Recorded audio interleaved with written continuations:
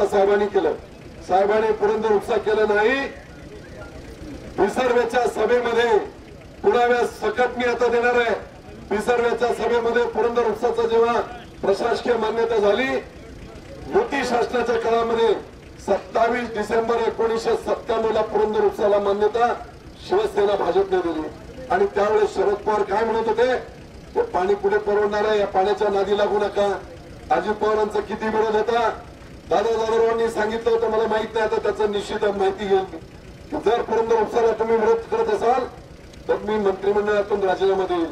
इथपर्यंत ही गोष्ट आमच्या लोकांनी केलेली नाही. आता कुठेतरी चमच्या लोकांना भाटांना पुढे घ्यायचं आणि साहेबांनी केलं काय. आणि आज मी इथं वीर म्हणजे माझ्या आजोळी आले, कारण की वीर येथील आनंदराव बळवंतराव धुमाळ यांची मी नात आहे. म्हणून सर्व मामांना आता विनंती करते की भाची इलेक्शनला उभा राहिली आहे, त्यामुळे भाजीला आता जास्तीत जास्त लीड देण्याचं काम सर्व मामा लोकांनी करायचंय. म्हणून मी एवढीच विनंती करते. तर वेळेअभावी जास्त बोलता येत नाहीये.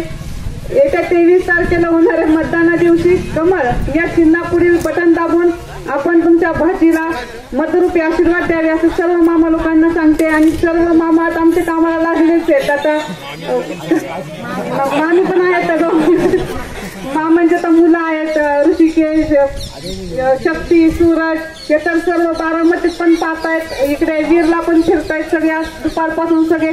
आणि माझं माहेर बारामती आहे, त्यामुळे आमचे दादा लोक पण सगळे आहेत प्रचारात. म्हणजे असं कोणी समजू नका की आता हे प्रचार करताना सांगितलं जाते की उमेदवार नवीन आहे. आणि माझ्या बाबतीत असं सांगितलं जातंय की कांचनकुलचं पार्सल आता पाठवायचंय. आता माझं माहेर बारामती आहे, आज वीर आहे बारामती लोकसभा मतदारसंघाला. सासर कुठलं आहे, डाऊनचं आहे. त्यामुळे आता सासरी कोणाला पाठवायचं ते तुम्हीच विचार करा आणि पार्सल तयार करा.